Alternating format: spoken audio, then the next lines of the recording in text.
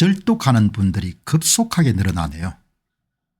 이게 이제 조선일보사도 뭐 이렇게 중소기업보다 조금 큰 규모 정도밖에 되지 않으니까 경영에 상당히 타격이 있을 것 같은데, 이 조선일보의 절독 문제를 어제도 다뤘지만 오늘 한 번 정도 더 다루도록 하겠습니다. 이게 왜 그런가 하니까 시중의 민심의 바로메터라고 볼 수 있기 때문에, 이 구독자들이 이제 절독을 할 때 신문을 끊을 때 그냥 끊는 정도가 아니고 확신에 차가지고 분노를 참다 못해서 이제 신문을 끊는 그런 경우가 발생하기 때문에 이 문제를 한번 오늘 살펴보고, KBS가 부정선거 음모론을 다루는 2탄을 어제 아마 방송할 예정이었는데 아마 경영진들이 철회를 한 모양이에요. 이제 국민들 분위기가 심상치 않으니까. 그러니까 결국은 이제 이 시청자나 구독자들이 반응을 굉장히 격렬하게 반대를 하니까 이제 아마 이런 경우는 아주 드문 경우라고 합니다. 그다음 이제 이영돈 PD의 부정선거가 하루 만에 한 80만 정도가 봤으니까 그렇게 방해하는데도 불구하고 이제 단톡방 같은 데 돌게 되면 아마 수백만 명이 보게 될 테니까 이영돈 PD가 2탄 3탄 정도를 준비하고 있지 않겠느냐 그렇게 생각합니다. 그래서 2탄 3탄에서 뭘 다뤄야 되는지 이 부분을 오늘 한번 다루도록 하겠습니다. 다른 날들과 마찬가지로 대한민국의 선거관리위원회가 어떤 선거 범죄를 저질러 왔는가를 오늘 또 다른 사례를 가지고 오늘 여러분들에게 말씀을 드리도록 그렇게 하겠습니다.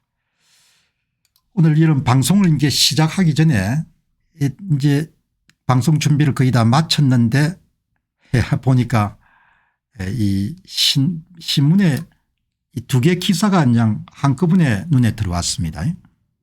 조선일보의 상단에는 한동훈 이재명 헌법 무시 유린 비판받아야 계엄 선포도 잘못한 것이다.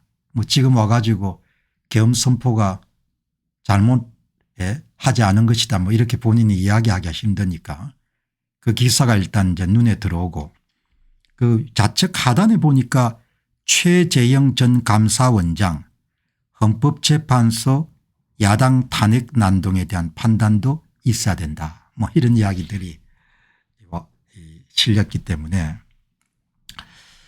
여러분 뭐 제가 다른 사람 살아가는 인생에 대해서 뭐 이런저런 훈수를 둘 수 있는 그런 입장은 아니지 않습니까?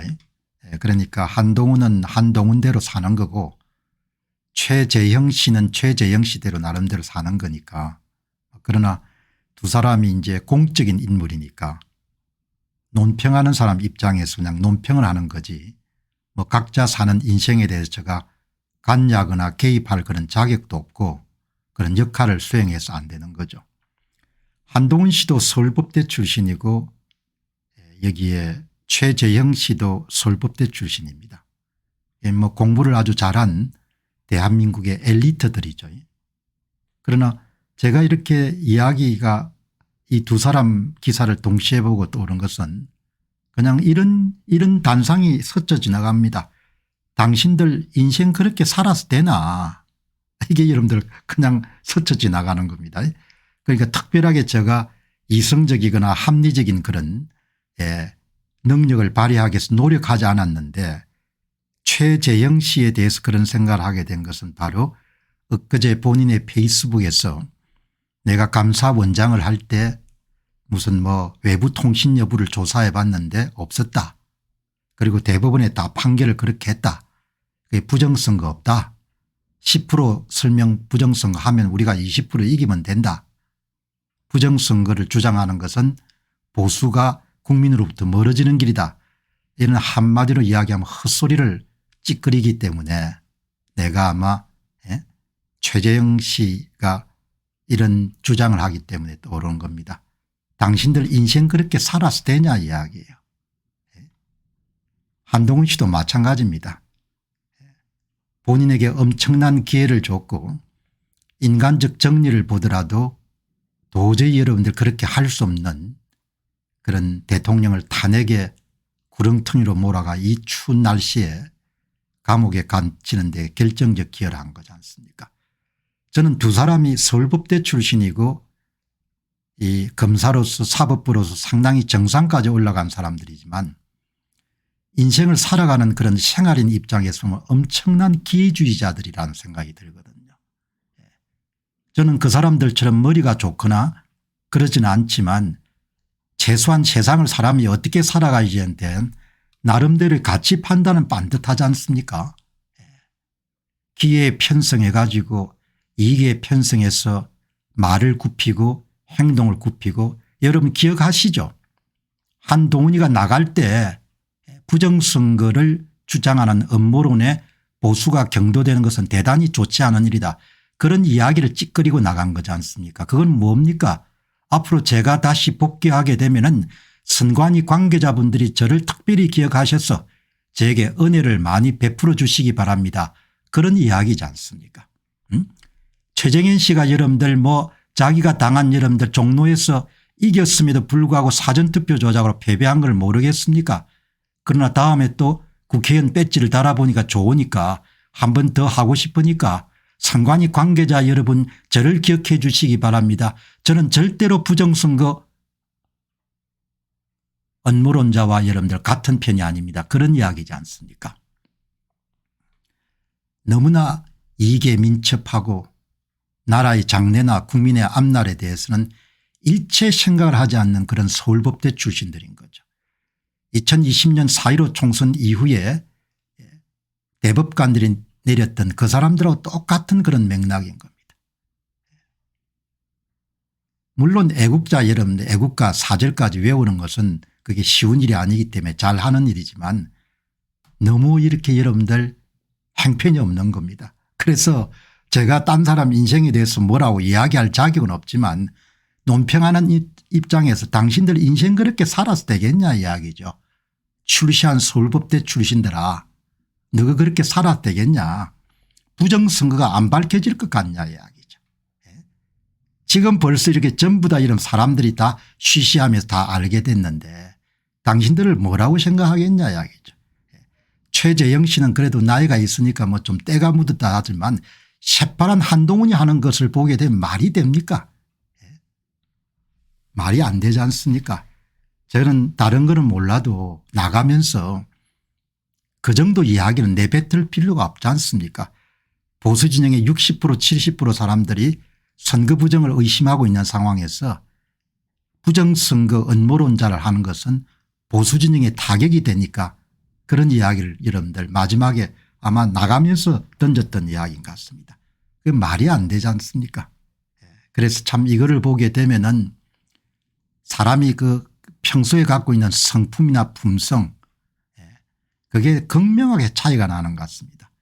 선거 부정을 여러분 대하는 태도는 단순히 그 사람의 지식의 문제가 아니고 그 사람의 정체성이나 성품을 드러내는 데 굉장히 중요한 지표인 거죠. 부정선거를 적극적으로 덮는 것은 그 사람이 본래 그렇게 생겨먹은 겁니다.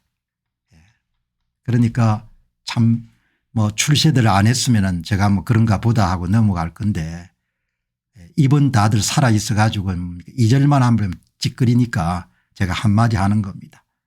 한동훈은 벗어날 수가 없습니다. 유승민이 갔던 길을 그대로 갈 것이고 훨씬 더 심하게 갈 겁니다. 그거는 바로 한동훈은 배반자라는 겁니다. 그거를 지울 수가 없습니다. 어제 3일 여러분들 절에 전국에서 모였던 그분들 마음속에 있는 것이 한동훈 니는 배신자다 이거거든요. 그거를 지울 수가 없는 겁니다. 그렇게 여러분들 그냥 주홍글 씨가 밝히게 되면 평생을 가는 겁니다. 모르죠. 뭐 선관위가 도와주면은 또 한 자리 할 수 있을지 모르겠지만 저는 상당히 어려울 걸로 봅니다. 유승민 씨가 재기가 안 되지 않습니까? 재기를 할 수가 없거든요. 그래서 공인으로서 중요한 자리에 오르거나 나이를 먹어가면서 순간순간 그 본인이 내리는 판단이 엄청나게 중요한데 그 판단이 선한 쪽에 써야 되는 거죠. 정의로운 쪽에. 지금은 조금 고생이 보이더라도 윤 대통령은 선한 쪽에 쓴 겁니다. 그래서 본인 재임 중에서 호불호가 있겠지만 많은 사람들이 그냥 윤석열이라는 사람을 다시 보게 된 겁니다. 야, 저 양반은 자식이 있는 것도 아니고 무슨 여한이 있는 사람도 아닌데 진짜 국민들을 위해서 저렇게 정치적 생명뿐만 아니고 개인적인 여러분들 그런 인생을 베팅할 정도니까 진짜 저 양반은 우리가 봤던 그 사람보다는 훨씬 더 대단한 남자다. 이렇게 사람들이 보기 때문에 3.1절에 그렇게 많은 사람들이 거리를 쏟아졌다고 가됩니까. 그런 면에서 보게 되면은 최재형 유의 이름들 인생살이나 한동훈 유의 인생살이하고는 엄청난 차이가 나는 겁니다. 저는 다시 한 번 더 이거를 보고 사람이 정의로운 길을 간다는 것, 칠옥 같은 어둠 속에서도 여러분들 반듯함을 유지하려고 하는 것, 그런 부분들이 한 사람을 얼마나 여러분들 구할 수 있는가를 한 번 더 확인하거든요. 최재형 씨가 뭐 앞으로 이래저러니 하더라도 어제 여러분들 본인 선거에 대한 발언 하나 때문에 소위 대한민국의 60, 70% 정도는 완전히 또라이라고 친 겁니다. 저 인간이 저 정도밖에 안 되구나. 왜 그렇게 이런 실수를 하느냐 이야기죠. 그냥 자신이 없으면 입 다물고 있으면 중간은 갈 거 아닙니까. 그래서 오늘 방송을 보시는 분들도 뭐 중요한 결정하실 때는 장고하시고 그다음에 조금 힘들더라도 여러분들 올바른 쪽에 서야 되는 거죠. 그럼 잠도 잘 잘 수가 있고 그다음에 여러분들 잘 풀릴 수 있을 희망을 가지지만 이렇게 거짓과 불의와 악과 타협하거나 악의 도구가 돼가 여러분들 숙면할 수 있겠습니까? 숙면이 안 되죠. 어려운 겁니다. 뭐 제가 그분들과 함께 조언할 입장은 아니지만 오늘 한동훈 씨가 한마디 하는 거 보고 최재형 씨가 이런 한마디 하는 거 보고 다시 한 번 더 걸어가는 길을 되돌아보게 되고 그럼에도 불구하고 사람은 사람다움을 유지하고 정직하고 반듯함을 유지하는 것이 대단히 중요하다. 그런 부분을 한 번 정도 여러분들 더 새기게 되는 거죠.